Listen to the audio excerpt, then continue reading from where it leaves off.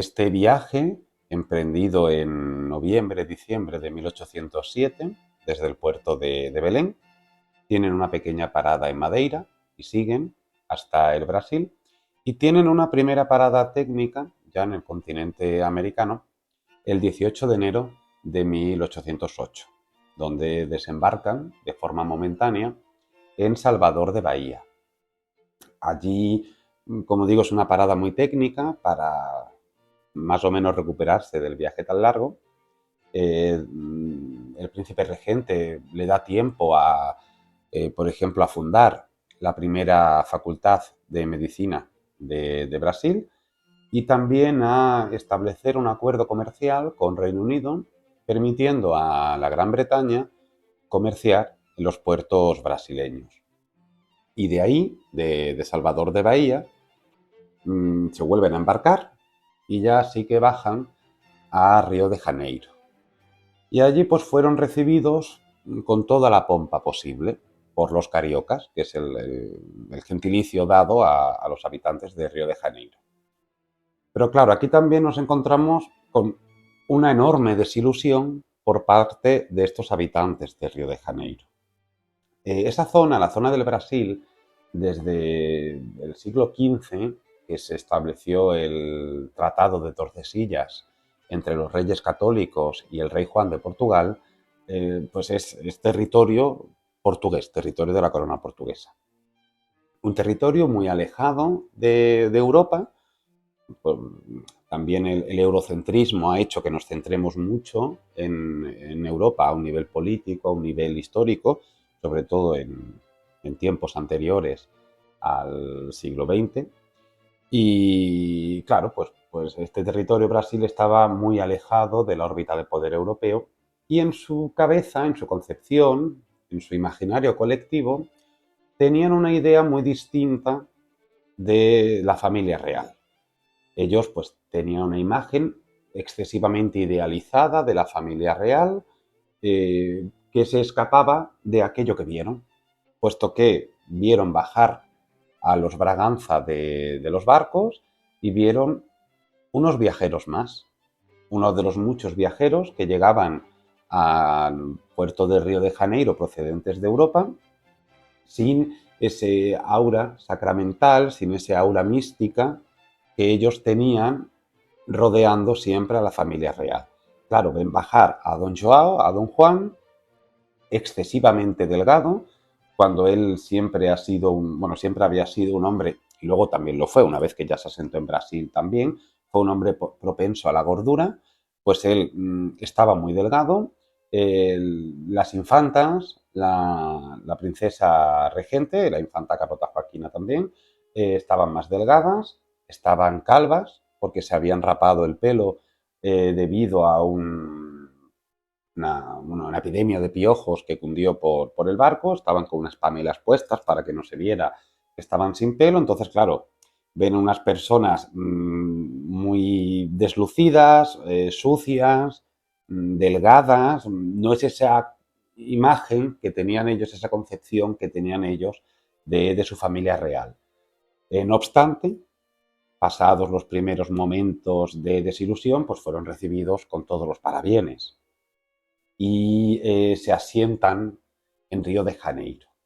El problema que hay, o que había en aquel momento, es que Río de Janeiro no estaba preparada como ciudad para albergar a ese enorme séquito que venía con los barcos. Allí no había los grandes palacios que había en Portugal, y por lo tanto la familia real tuvo que amoldarse un poco a esa situación. El convento del Carmen pasó a ser la residencia de la reina, de Doña María.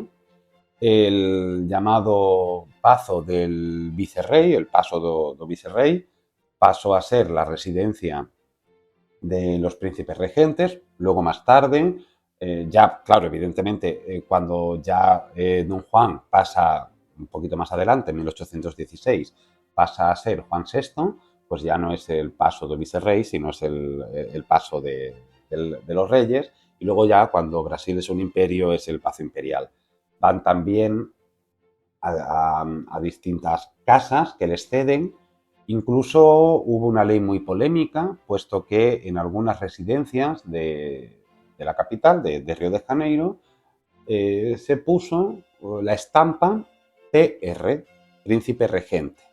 Esas casas pues pasaron a ser ocupadas por séquito de la familia real, de los Braganza, y generó una importante queja por parte de los propietarios de esas viviendas, puestos que se vieron de la noche a la mañana pues sin esas propiedades. No es que les quitaran la propiedad, pero sí pasaban a ser cedidas a la corona. Entonces, todo para albergar ese enorme séquito. Trajo muchos problemas. Durante un tiempo hubo un problema importante a ver dónde poderlos colocar. Además de estas residencias, pues también fueron a la Quinta de Boavista, a la Quinta de Santa Cruz. Bueno, pues se fueron repartiendo. Y María Isabel llega allí con 10 años y se encuentra un mundo muy distinto al que ella estaba habituada. Un mundo exótico, un mundo muy alejado de la corte bragantina y un mundo que le gusta. Es un mundo que le gusta mucho, puesto que es un mundo de enormes contrastes. Las residencias no son tan grandes, por lo tanto la familia pasa más tiempo reunida, algo que a ella evidentemente le gusta. Sale a pasear en carruaje por las calles, ve en las iglesias, cuando van a los servicios religiosos, pues ve a afroamericanos cantando cánticos gregorianos, algo que le choca mucho, puesto que eso en Portugal no se hacía así. Hay que decir también que en Brasil había un importante mercadeo de esclavos, algo que los Braganza aborrecían totalmente. La familia real estaba totalmente en contra de la esclavitud y en Portugal se había prohibido hacía bastante tiempo, cosa que en Brasil seguía existiendo un mercadeo de esclavos. Pero bueno, María Isabel no es que fuera muy consciente de eso, pero sí que, bueno, pues le hizo gracia ese mundo exótico, ¿no? Un mundo que no estaba acostumbrado a ese mundo, no estaba acostumbrada a ese mundo y por lo tanto pues se sintió bien. Le hacía gracia ver a afroamericanos cantando cánticos gregorianos, a criados con librea descalzos por los pasillos de las residencias reales. Un mundo nuevo, un mundo en el cual ella se habituó. Para aquel entonces ella ya tenía una buena formación. Ella, por ejemplo, hablaba inglés, hablaba latín, bueno, hablaba, tenía conocimientos de latín, sí que hablaba inglés, el francés, por supuesto, también. Tenía unas nociones de español. Es gracioso leer las cartas posteriores, sobre todo las primeras cartas que le mandó a Fernando cuando eran novios, cuando estaban comprometidos, que aún no se habían casado, donde ella se expresa en un portuñol, en una mezcla de español y portugués. No domina bien el español en estas épocas todavía, cuando es infanta portuguesa. Pero tiene una buena formación, sobre todo una buena formación en el ámbito más artístico.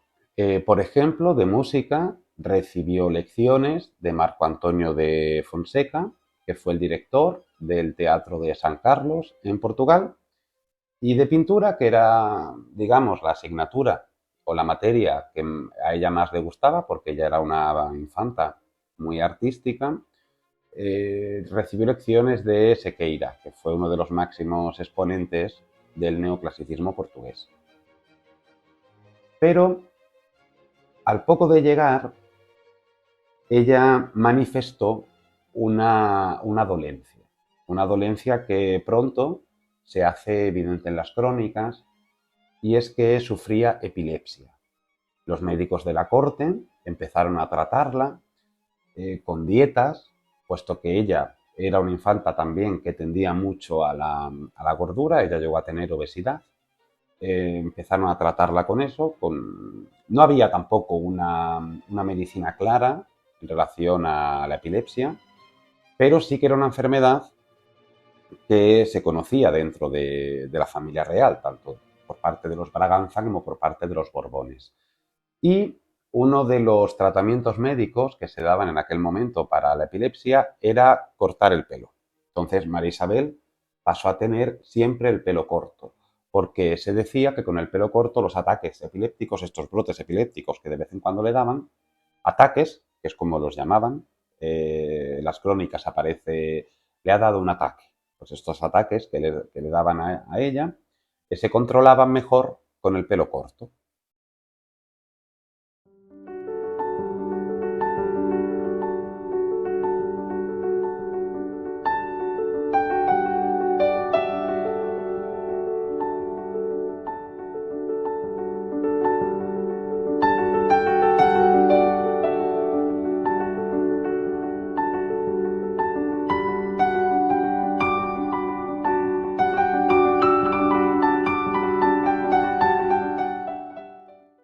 Y fue entonces, en 1811, cuando ocurre el primer matrimonio en la familia real, allí en Portugal.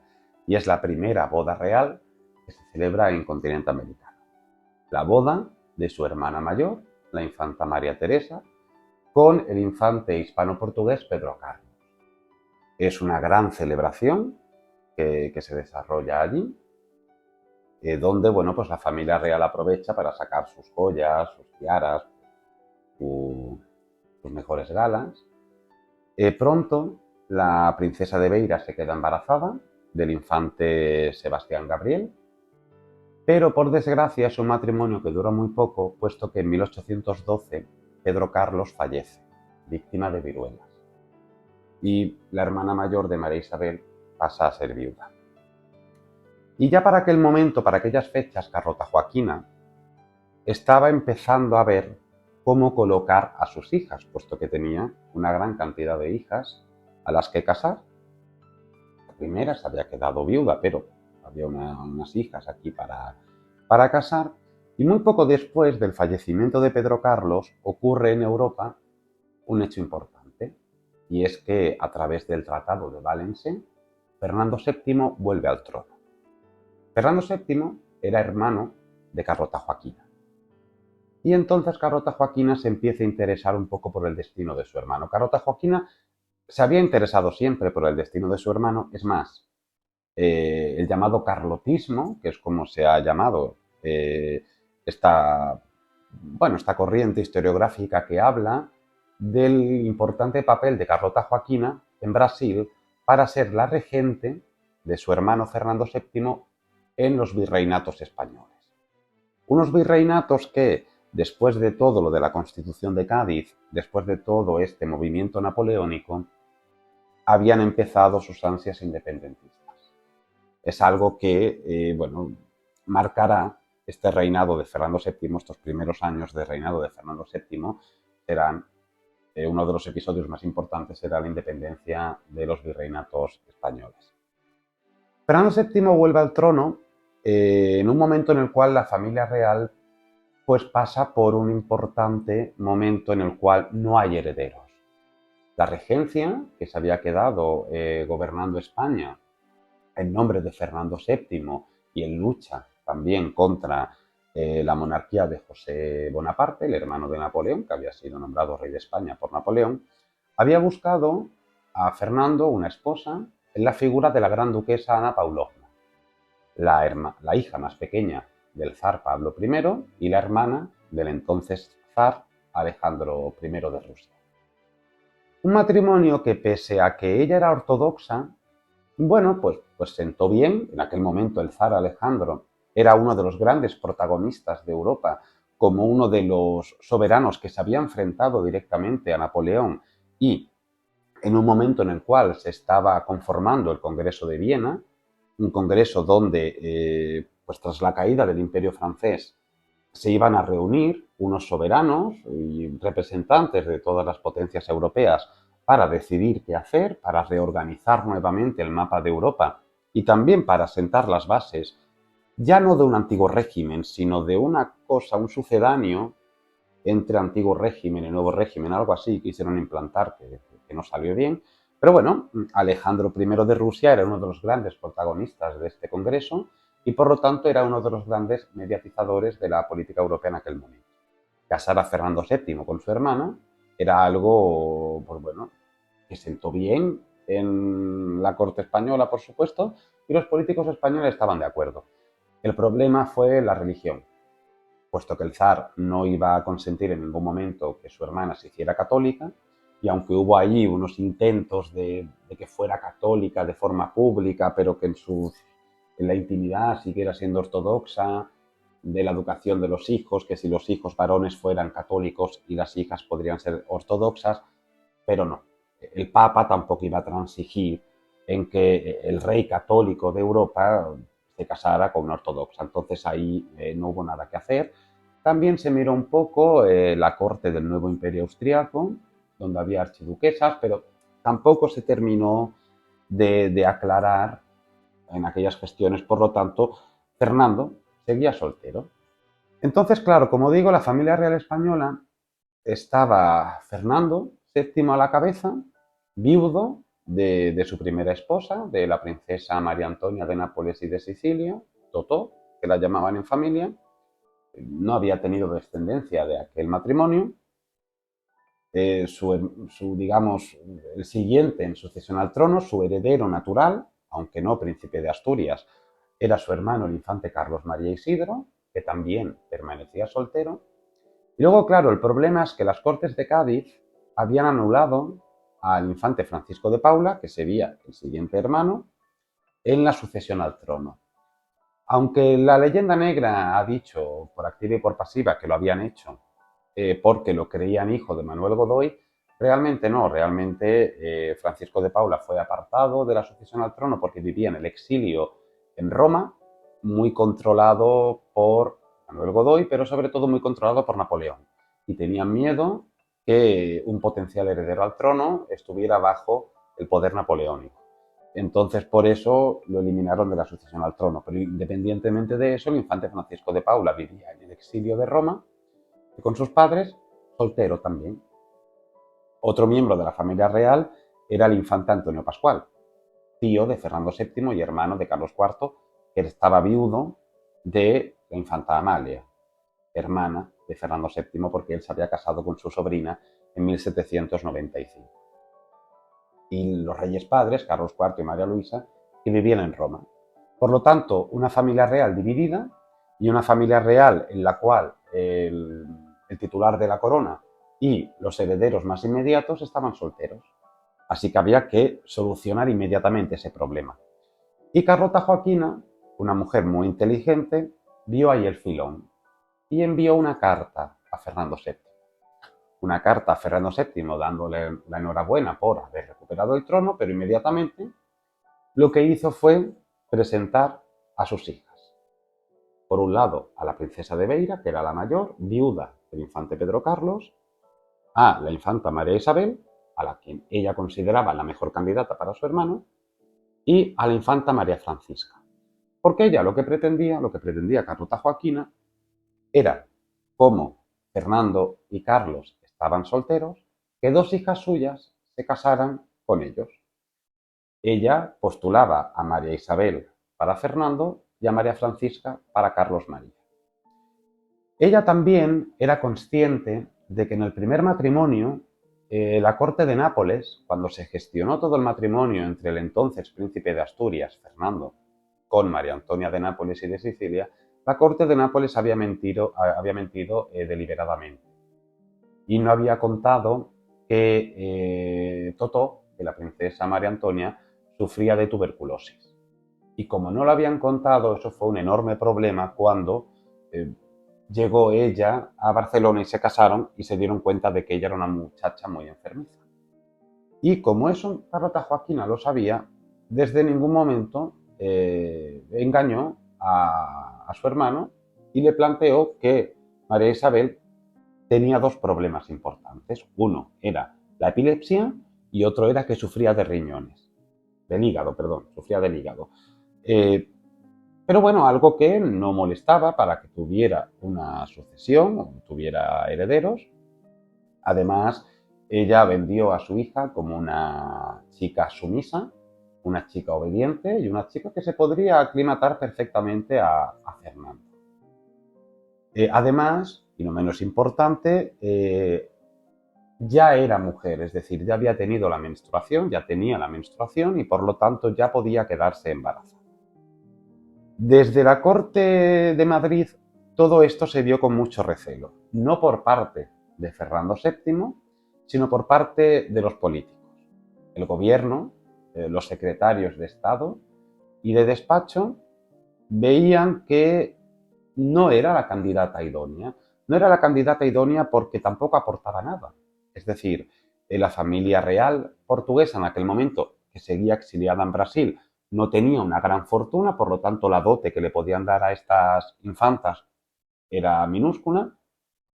No tenían grandes alianzas con otras cortes europeas, puesto que estaban muy apartados del epicentro europeo porque vivían en Brasil, más allá de ser ellas infantas de Portugal y la alianza diplomática y comercial que tenían con Reino Unido, pero que no se manifestaba en ninguna alianza matrimonial, y no consideraban que fuera la candidata idónea. No obstante, para entender el por qué se casaron o por qué siguieron adelante estas gestiones, hay que entender a Fernando VII. Fernando VII era un monarca muy desconfiado, un monarca muy cabezota también, y un monarca que entendía el absolutismo de una manera muy peculiar. Él tenía un sentido muy patrimonialista de la corona y del reino. Es decir, él consideraba que la corona era suya y que el reino era de su propiedad. España no es que fuera un reino cualquiera, sino que era su reino y que por lo tanto el suelo que pisaba era suyo.